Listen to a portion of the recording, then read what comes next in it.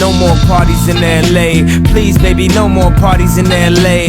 Alright, so last time I said that the one thing that we all have in common is that we're broke and we get no bitches. But you know what's something about me that completely separates me from the rest of you pedestrians? You machines to society. Going about life until you kick the bucket from working for the man. Oh, wait, wrong gif. Until you kick the bucket from working for the man your entire life. It's that I hate music.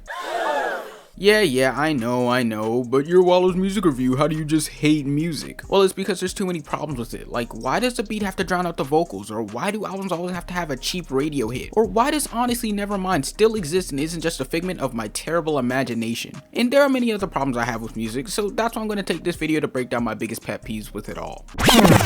Alright, so for starters, I gotta elaborate on the whole beat drowning out the vocals thing. See, when I review a hip hop album and I try to get more into the production side of things, a problem I tend to see is how the beat will completely overlap the vocals, making it pretty difficult for me to understand what they're saying. And I know with some music it's not about the lyrics and whatnot, hell, I've said the same thing over a million times now. But when it comes to these kind of situations, I tend to have this problem with the more lyrical rappers, such as Black Thought, Pusha T, and Freddie Gibbs, instead of dudes like Cardi and Ye. Prime example, let's go back to that Black Thought and Danger Mouse collab album that dropped a while back. Now, while I did enjoy the project somewhat, don't get me wrong, I'd be lying if I said I wasn't annoyed as hell hearing some scratchy ass sample beats strangle my ears while some dude in the background is rapping like the mic is 10 feet above his head. And it's not just that project either. I mean, albums such as Bandana, Mad Villainy, It's Almost Dry, and their recently released Real Bad Flights all have the same goddamn issue. It's like these niggas' tactics of good beats be to throw in some heavy 808s, a few hats, and then let your ears be annihilated by some fucker from the 60s.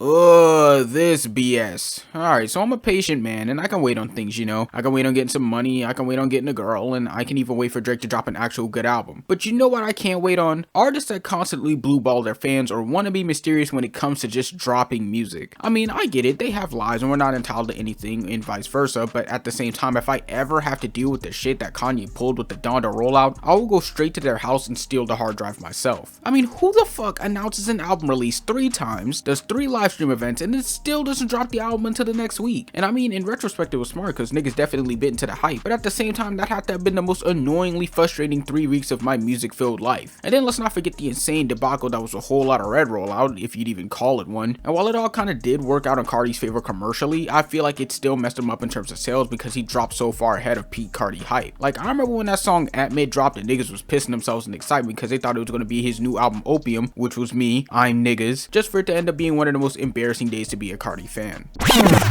And my last issue with music in general is, well, just the fan bases as a whole. And I don't want to talk about stan culture and whatnot because I made it pretty clear how I feel about all that before, but mainly just how everybody has to become some sort of connoisseur for good music. Like, I can't be the only one to see it. It's like everybody has to be some sort of Fantano clone to every album that drops and scale it on a 1 to 10 because nowadays everything is based on numeric value. It's like a lot of people have completely forgotten that music tastes are objective and that the reception of an album is only based on the listener and not the critic. Like, don't get me wrong, I like to watch Fantano as much as the next weirdo, but at the same time, I don't really care enough to base my opinions, personality, and thought process with music from some bald dude giving bad music opinions. And then you got those god-awful Twitter accounts that swear they know music, just for them to give such horrifyingly bad takes to the point where I had to block my feed of anything music related.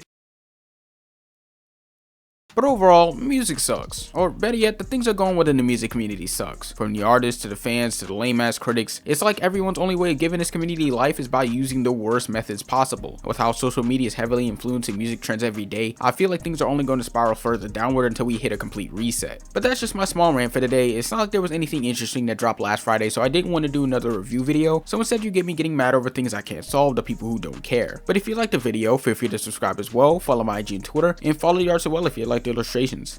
On that note, I'll see you on Friday when I give you 10 reasons why your music taste sucks. Peace.